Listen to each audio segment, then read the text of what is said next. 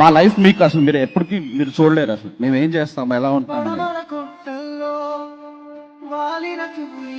Depression లో ఉంటే చిరంజీవి పాట, జ్వరం ఉంటే చిరంజీవి పాట, హ్యాపీనెస్ ఉంటే చిరంజీవి పాట, బాధలో ఉంటే చిరంజీవి పాట, మా పారాసెటమాల్ మీరే, మా మ్యాన్షనోస్ మీరే, మా సింగిల్ మార్ట్ మీరే, అన్నీ మీరే.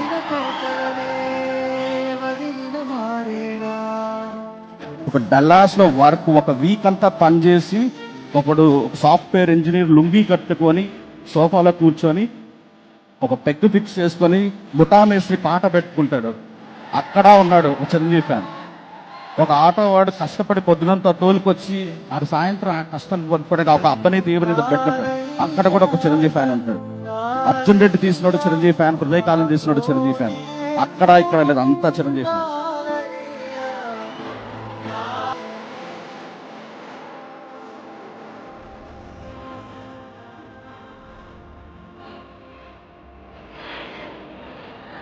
నేను రోజు ఒక సినిమాకి వెళ్ళాను, వైవిఎస్ చౌదరి గారు తీసిన సినిమా.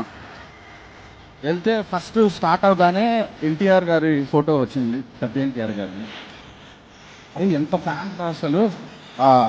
ఒక డైరెక్టర్ అయ్యి తన ఫేవరెట్ హీరో ఫోటో పెట్టుకున్నాడు.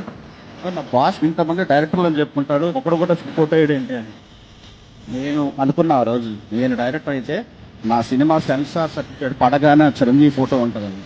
నా ఫస్ట్ సినిమా, రెండో సినిమా, మూడో సినిమా, నాలుగో సినిమా సెన్సార్ తర్వాత నేను నాస్తికుడిని, మీ ఫోటో పడిన తర్వాత నా సినిమా స్టార్ట్ అవుతుంది.